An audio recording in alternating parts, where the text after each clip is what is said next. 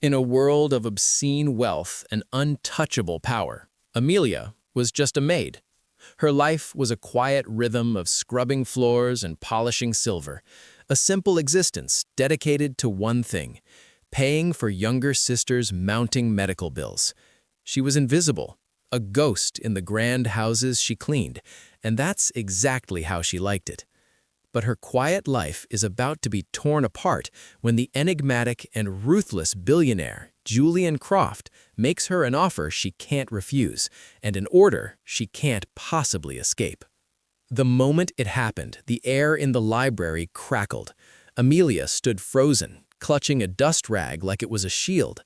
Blocking the doorway was Julian Croft, a man she'd only ever seen in magazines. He wasn't just tall, he was imposing, a figure carved from granite and ambition, and his presence seemed to suck all the air out of the cavernous room. "I have a proposition for you," he said, his voice a low, dangerous hum. It wasn't a question, it was a declaration. Amelia's heart hammered against her ribs.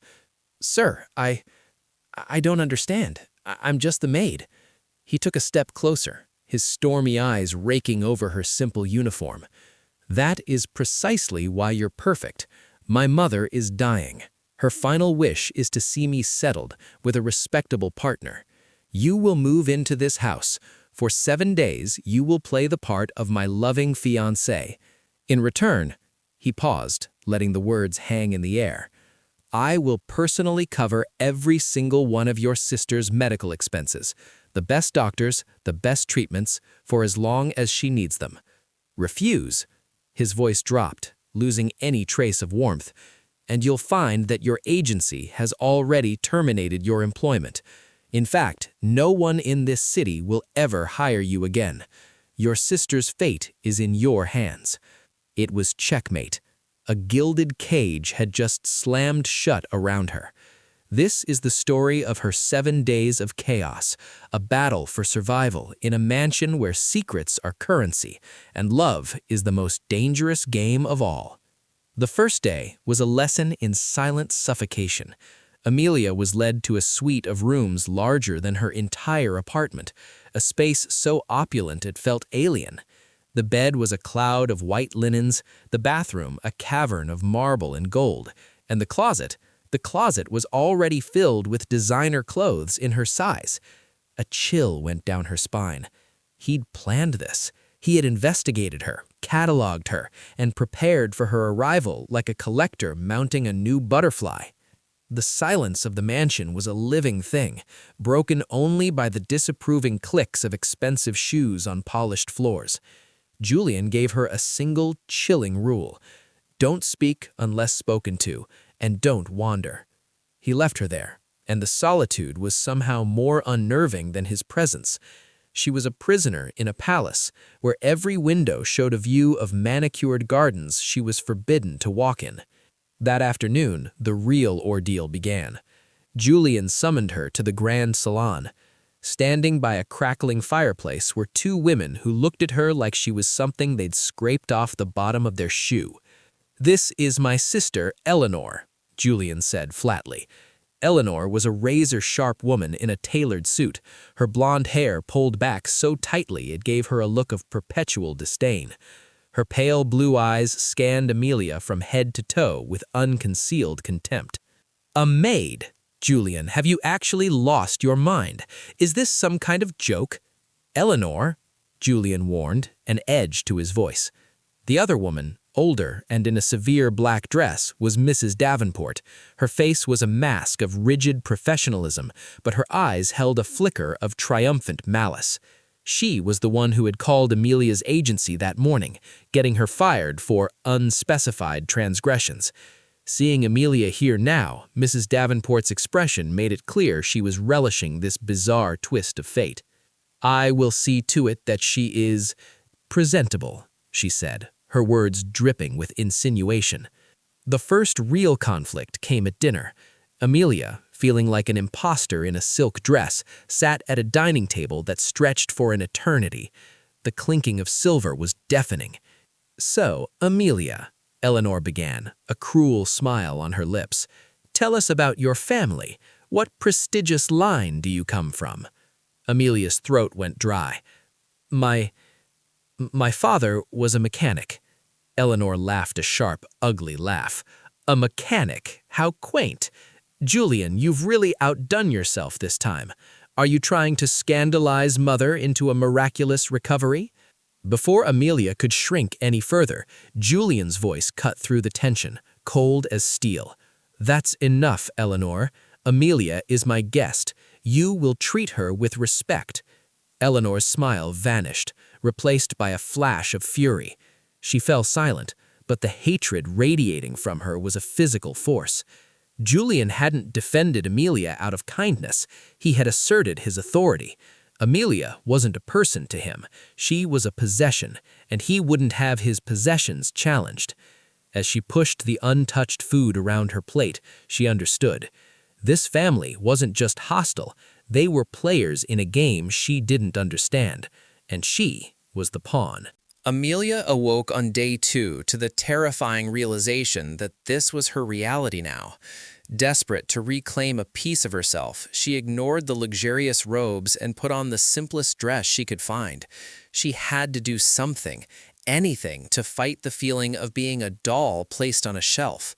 She started to tidy her own suite, making the bed with the crisp corners she'd been taught, dusting surfaces that were already immaculate. It was a small act of defiance, a way of telling the oppressive silence that she was still a worker, not an ornament. Later, while putting a book back on a shelf, she heard voices from the next room. It was Eleanor and an uncle named Arthur. They thought they were alone. "He's being reckless," Eleanor hissed, "bringing this nobody into the house, especially now. The board is already questioning his stability. If the Vanderbilts get wind of this, they'll use it to leverage a hostile takeover." "Patience, my dear," Arthur rumbled. "Julian always has a plan. But I agree, it's a foolish risk. This girl could be a liability." "Or a tool," Eleanor countered, and the chill in her voice made Amelia's blood run cold. "A tool. Everyone has a price. I wonder what hers is." Amelia shrank back, her heart pounding. A hostile takeover. The Vanderbilts. These weren't just family squabbles. This was corporate warfare. Julian wasn't just trying to appease his dying mother. He was fighting for his empire. The day got stranger. A young footman, barely older than her, slipped her a cup of tea while she was hiding in the conservatory. His name was Thomas, and his eyes were kind. "Be careful, miss," he whispered, not looking at her.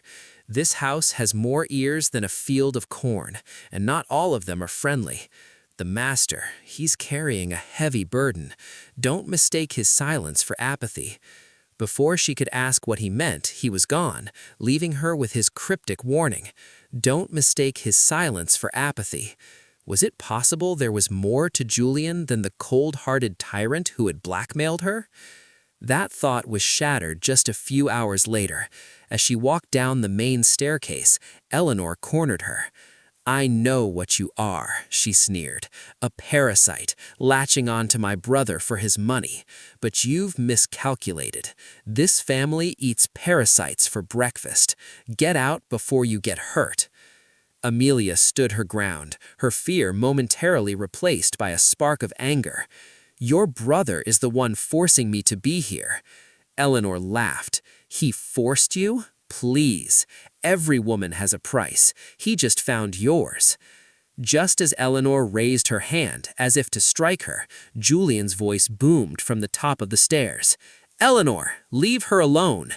He descended, his face a thunderous mask. He didn't even look at Amelia, just stood between her and his sister. "Amelia is with me. If you have a problem with her, you have a problem with me. Understood?" Eleanor's face contorted with rage, but she backed down, turning on her heel and storming away. Julian turned, and for a split second, his eyes met Amelia's. She saw something there, not kindness, but a flicker of something else. Frustration, maybe even regret. Then the mask was back. "Stay out of her way," was all he said before walking off, leaving Amelia alone on the grand staircase, more confused and frightened than ever. He had protected her, but it felt less like a rescue and more like a wolf chasing a fox away from its prey. On the third day, something inside Amelia shifted. The fear was still there, a constant hum beneath her skin, but now it was mixed with a defiant resolve. She wouldn't be a pawn. She wouldn't be a victim waiting for the game to end. To survive this place, she needed to understand the board. This was the midpoint of her 7-day sentence, and she decided to stop reacting and start acting. She spent the morning mapping the house in her mind, noting the staff's routines and the family's patterns, looking for a chance to find Thomas again, alone. She got it when he was sent to clear the breakfast service. Following him to the kitchens, she cornered him in a quiet pantry. "What did you mean?" she asked, her voice low but firm. "What burden is Mr. Croft carrying?" "Miss, I can't. It's more than my job is worth." "My life might be worth less if I don't find out," Amelia countered, her desperation giving her courage. "Eleanor hates me. She thinks I'm a gold digger. Someone is trying to take over his company.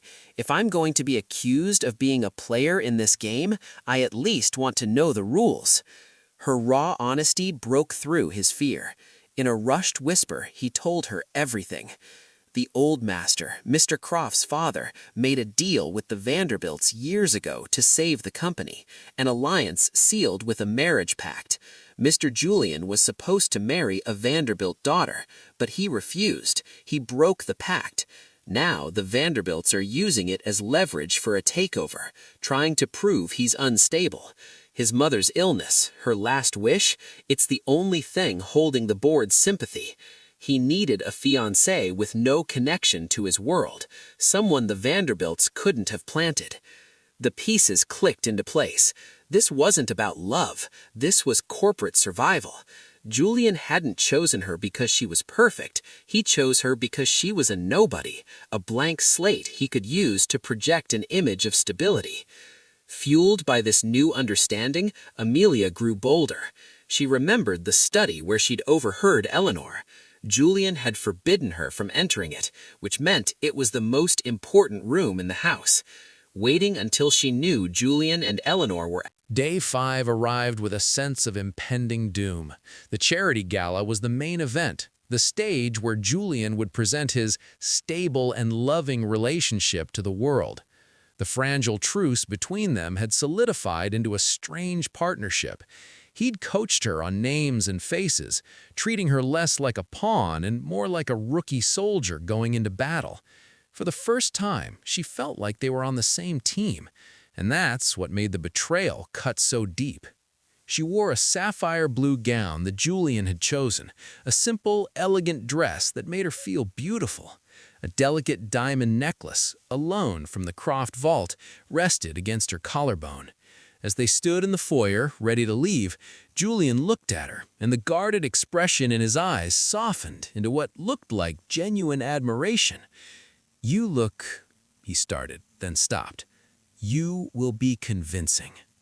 The gala was a whirlwind of flashing cameras and fake smiles. Amelia clung to Julian's arm, playing her part, smiling until her cheeks ached.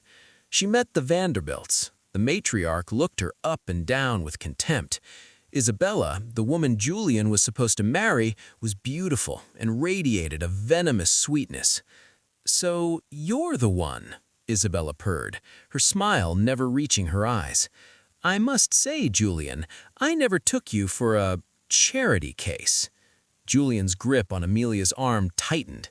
"Isabella," he said, his voice dripping with sarcasm, before steering Amelia away. The night wore on, and surprisingly, Amelia was holding her own. She spoke of her fabricated life with a quiet confidence she didn't know she had. Then it all fell apart. A board member approached Julian, his face grave, holding a tablet. "Julian, we have a big problem." He showed Julian the screen. It was an article just published on a major financial news site. The headline read, "Croft heir's fiancé a fraud?" Sources reveal Maid's deception and ties to Vanderbilt's sabotage. The article was brutal. It detailed her real identity, her sister's debt, and the exact amount Julian was paying. It painted her as a corporate spy, a honey trap paid by the Vanderbilts to get close to Julian and leak sensitive information. As proof, it included screenshots of bank transfers Amelia had never seen, from a Vanderbilt shell corporation into an account opened in her name. Amelia stared at the screen, her blood turning to ice. That's not true," she stammered. "I don't know anything about this." Just then, Eleanor appeared, her face a mask of triumphant sorrow, holding a phone. "Julian, I am so sorry. I didn't want to believe it." She showed him the screen. It was a series of text messages, supposedly from Amelia's phone to an unknown number, discussing details of Croft Industries' tech launches. "I found her phone on the dresser. I saw these messages, and then I saw the news." It was a perfect frame-up. The bank accounts, the texts, the timing. Too perfect. Julian looked from the news article to Eleanor's phone and then to Amelia. The fragile trust they had built, the moments of connection on the balcony, all of it evaporated. His face became a mask of cold, terrifying fury. "You," he seethed, his voice a low growl for her ears only. He grabbed her arm, his grip like iron, and dragged her from the gala, away from the explosion of whispers. The car ride back to the mansion was a roaring abyss of silent accusation. He hauled her up the stairs and threw her into her suite. He turned on her, his eyes blazing with a pain and betrayal that was terrifying to behold. Was it all an act? The fear? The vulnerability? "Tell me, how much did they pay you? Was it worth it?" "Julian, no! It's not true! I would never—" "Don't lie to me," he roared. "The evidence is right there. The bank accounts, the texts. You played me. You played me perfectly." He looked at her with pure disgust. I thought you were different." He let out a harsh, bitter laugh. "I was wrong. You're exactly what Eleanor said you were, a parasite." He turned and walked to the door. "You will stay in this room until I figure out what to do with you." He slammed the door, and she heard the sick sound of a key turning in the lock. She was alone, utterly and completely alone. She had been framed, her one ally was now her fiercest enemy, and the gilded cage had just become a real prison. For hours, Amelia paced the opulent suite like a caged animal. Julian's words echoed in the silent room, each one a fresh wound. "Parasite, you played me." The pain of his accusation was sharper than any fear she had felt before. But as the sun climbed higher, despair began to curdle into anger. She was not a parasite. She was not a spy. She had been used and framed, and she would not let them win. She had fought for her sister's life, and now she would fight for her own. Locked away, she had only her mind. She forced herself to sit, to breathe, to think. She replayed every conversation, every warning, every subtle glance. The frame-up was too perfect. Who had the access and the motive? The Vanderbilts were the obvious enemy, but this felt more personal. Eleanor. Eleanor, who hated her on sight. Eleanor, who had conveniently found the phone with the incriminating messages. Eleanor, who had whispered with their uncle about Julian's instability. "Or a tool," she had said. And then Mrs. Davenport, the